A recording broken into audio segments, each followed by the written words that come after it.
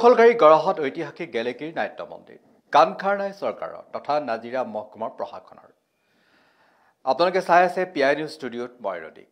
শিৱসাগৰ জিলা গ্ৰামোন্নয়ন এজেন্সিৰ দ্বাৰা জৱাহৰ ৰোজগাৰ আঁচনি 1994-95 অন্তৰ্গত এই নাট্য মন্দিৰ প্ৰয়াত হিতেশ্বৰ শইকীয়াৰে উদ্বোধন কৰিছিল। চাওঁ আহক সবিশেষ। বেদখলকাৰী গড়হত ঐতিহাসিক গেলেকীৰ নাট্য মন্দিৰ কাণখাৰ নাই চৰকাৰ তথা নাজিৰা মহকুমা প্ৰশাসনৰ। শিৱসাগৰ জিলা গ্ৰামোন্নয়ন এজেন্সিৰ দ্বাৰা জৱাহৰ ৰোজগাৰ আঁচনি 1994-95 অন্তৰ্গত নিৰ্মাণ কৰা হৈছিল এই নাট্য মন্দিৰৰ। আৰু সেই সময়ত তদানীন্তন মুখ্যমন্ত্ৰী প্ৰয়াত হিতেশ্বৰ শইকীয়াই উদ্বোধন কৰিছিল এই নাট্য মন্দিৰৰ। 1985 চনত উদ্বোধন কৰা এই নাট্য মন্দিৰৰ বিগত সময়ত বিভিন্ন অনুষ্ঠানত অনুষ্ঠিত হৈ আহিছে। জানিব পৰা মতে এখন স্থায়ী পৰিচালনা সমিতিও আছে এই নাট্য মন্দিৰৰ। তথাপিও আজিৰ তাৰিখত যেন সকলো অসাৰ। এখন পৰিচালনা সমিতি থকাৰ পাছতো কেন্দ্ৰৰে বেদখল কৰিবলৈ সুবিধা পাইছিল একাংশই।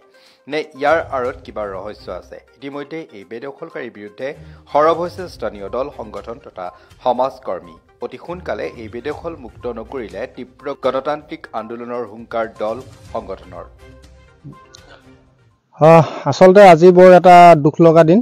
আপোনালোকে আহি নিজে দেখিছে আমাৰ গেলেকীৰ যিটো ঐতিহাসিক আমাৰ ৰাজহুৱা অনুষ্ঠান, বিভিন্ন সাংস্কৃতিক জগতৰ লগত জড়িত হৈ থকা প্ৰতিজন ব্যক্তিয়ে আজি জানে যে গেলেকীত এটা নাট্য মন্দিৰ আছে।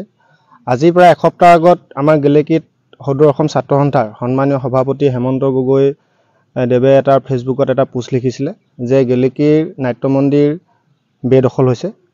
হয়, কথাটো আমি আজি আহি নিজৰ দৃষ্টিগোচৰ কৰিছোঁ। আজি বেদখল হৈছে, সন্মুখতে বেদখল হৈছে।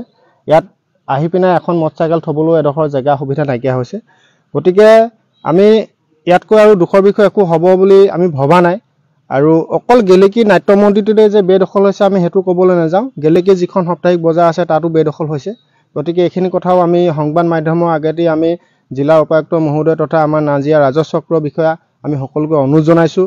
আৰু গেলেকী যিমানসকল আমাৰ দল সংগঠন আমাৰ বিষয়ববীয়া আছে, সদৌ অসম ছাত্ৰ সন্থা, সদৌ টাই আহোম ছাত্ৰ সন্থা, সদৌ চাহ জনগোষ্ঠী ছাত্ৰ সন্থা, আমাৰ অসমীয়া যুৱ মঞ্চ, আমাৰ টাই আহোম যুৱ পৰিষদ, যিমানখিনি আমাৰ সংগঠন আছে সকলো সংগঠনক আমি অনুৰোধ জনাম আপোনালোকে সকলো আহক। আমাৰ যিহেতু এইটো ৰাইজৰ সম্পত্তি, আমাৰ সকলোৱে প্ৰতিজন ব্যক্তিয়ে আমাৰ এটা সম্পত্তি। এই সম্পত্তিটোৰ স্বাৰ্থত আমি সকলো ওলাই আহক। আমি জিলা মহোদয়ক আমি এইটো কাৰণে বিনম্ৰতা অনুৰোধ জনাব বিচাৰিছোঁ যে তেওঁ নিজে আহি এই অনুষ্ঠানটো তেওঁ সভা সমিতি কৰি যায়। আমাৰ নাজিৰা মহকুমাধিপতি মহোদয়ে আহি আমি সভা সমিতি কৰি যায়। গতিকে তেনে এটা স্থানত বেদখল হোৱাটো খুব দুৰ্ভাগ্যজনক কথা। আৰু যিহেতু আমাৰ মুখ্যমন্ত্ৰী মহোদয়ে বেদখল কৰাৰ ক্ষেত্ৰত খুব এটা শূন্য সহনশীল যিটো গ্ৰহণ কৰিছে, এই ক্ষেত্ৰতো আমাৰ এই অনুষ্ঠানটোৰ কাৰণে তেওঁকো আমি এটা সৰুকৈ হ'লেও আমি এটা মানে প্ৰভাৱ দিবলৈ আমি তেওঁক অনুৰোধ জনাইছোঁ সংবাদ মাধ্যমৰ যোগেদি।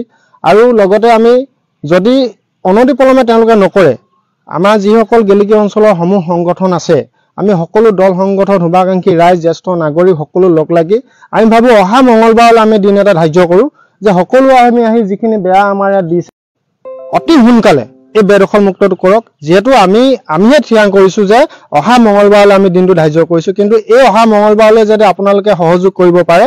গতিকে বিশেষকৈ আমাৰ জ্যেষ্ঠ নাগৰিক আছে, আমাৰ নাগৰিক সমাজ আছে, গতিকে তেওঁলোকক খুব দৃষ্টিগোচৰ কৰি আমি সহায় সহযোগিতা কৰিবলৈ আমি বিনম্ৰতাৰে অনুৰোধ জনাইছোঁ।